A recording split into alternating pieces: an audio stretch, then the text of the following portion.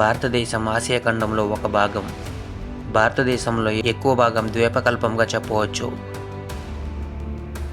అంటే మూడు వైపులా సముద్రాన్ని, ఒకవైపు భూభాగంతో సరిహద్దును కలిగి ఉంది. భారతదేశం భిన్నత్వంలో ఏకత్వాన్ని కలిగి ఉంది. ఇక్కడ ఎన్నో కులమతాలకు సంబంధించిన ప్రజలు కలిసి మెలిసి జీవిస్తున్నారు. ప్రపంచంలోనే అతిపెద్ద ప్రజాస్వామ్యం కలిగిన దేశం మన ఇండియా. ఇక్కడ ఎన్నో వింతలు, విశేషాలు చాలా ఉన్నాయి.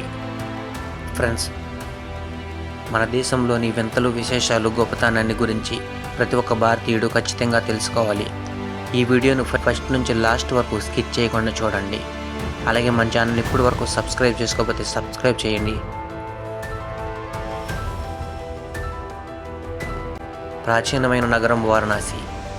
ప్రపంచంలో అతి ప్రాచీనమైన నగరాలలో ఇండియాకు సంబంధించి వారణాసి ఒకటి. దీనిని బనారస్ లేదా కాశీ అని కూడా అంటారు. ఈ ప్రదేశంను శివపార్వతుల నిలయంగా నమ్ముతారు. హిందువుల నమ్మకం ప్రకారం వారణాసి మోక్షం ప్రసాదించే నగరంగా భావిస్తారు. హిందువుల చివరి రోజుల్లో వారణాసికి తీర్థయాత్రలకు వెళ్తారు. ఈ నగరం 3000 సంవత్సరాల కంటే ప్రాచీనమైనది.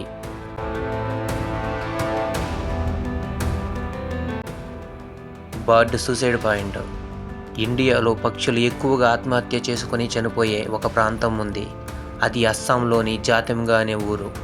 బర్డ్ సూసైడ్ పాయింట్ అని పిలుస్తారు.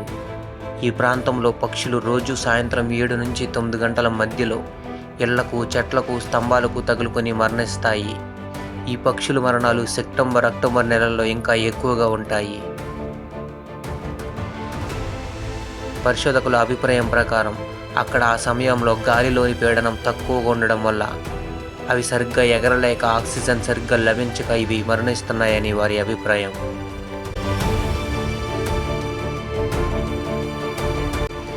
అత్యంత తేమ ప్రాంతం. ప్రపంచంలోని అత్యంత తేమగా ఉండే ప్రాంతం మేఘాలయ రాష్ట్రంలోని మౌసిన్రామ్ ప్రాంతం.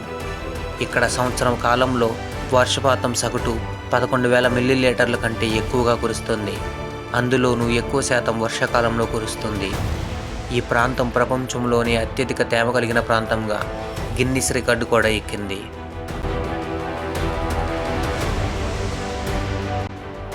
చెనాబ్ బ్రిడ్జ్. ప్రపంచంలోని అత్యంత ఎత్తులో గల railway bridge Chenab bridge Reasi జిల్లాలోని కారి ప్రాంతంలో చెనాబ్ నదిపై నిర్మించబడింది. ఈ వంతెన నది అడుగు భాగం నుండి 1177 అడుగుల ఎత్తులో ఉంది. ఇది జమ్మూ మరియు కాశ్మీర్ల కనెక్టివిటీని పెంచడం లక్ష్యంగా నిర్మించబడింది. చెస్. ప్రపంచంలోని మంచి మైండ్ గేమ్గా పిలువబడే గేమ్ చెస్. ఈ ఆట కనుగొనబడింది కూడా ఇండియాలోనే. చెస్ క్రీస్తు శకం 6వ శతాబ్దంలో గుప్తుల కాలంలో చతురంగ పేరుతో పిలువబడేది. అలాగే మహాభారతంలో కూడా ప్రస్తావించబడింది.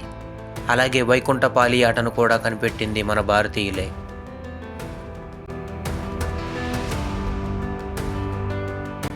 ఎక్కువ దేవాలయాలు, మసీదులు.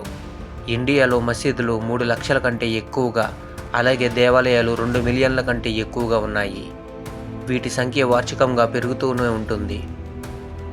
ఇండియాలో 80% మంది హిందువులు, 14% మంది ముస్లింలు జనాభా కలిగి ఉంది.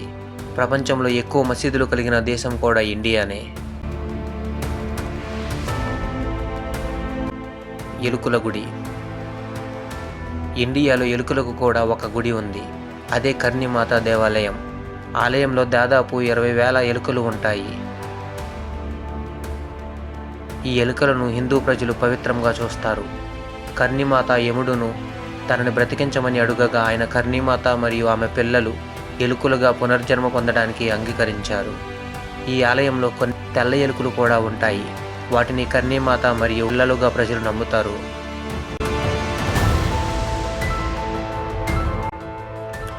వజ్రాల గనులు. ప్రపంచంలోనే మొట్టమొదటిగా వజ్రాల గనులు తవ్వకాలు ఇండియాలోనే జరిగాయి. ప్రాచీన కాలంలో భారతదేశం మాత్రమే 4వ శతాబ్దంలో వజ్రాలను ఉత్పత్తి చేసే దేశంగా ఉండేది. వీటిని భారతదేశం 1000 సంవత్సరాల వరకు ప్రపంచానికి ఎగుమతి చేసింది. ఇప్పుడు బ్రిటిష్ రాణి కిరీటంలోని కోహినూర్ కూడా కృష్ణానది తీరంలో లభించినదే. 1896లో సౌత్ ఆఫ్రికాలో వజ్రాల గనులు బయటపడిన తరువాత మరికొన్ని చోట్ల వజ్రాల గనులు కనుగొనబడ్డాయి. ఫ్రెండ్స్, మన భారతదేశం యొక్క గొప్పతనం గురించి చెప్పడానికి చాలా ఉన్నాయి. మన దేశం గురించి ఇంకా తెలుసుకోవాలంటే మన ఛానల్ని సబ్స్క్రైబ్ చేసి లైక్ చేయండి, అలాగే కామెంట్ చేయండి. మీ ఫ్రెండ్స్ అండ్ ఫ్యామిలీకి షేర్ చేయండి. Thank you.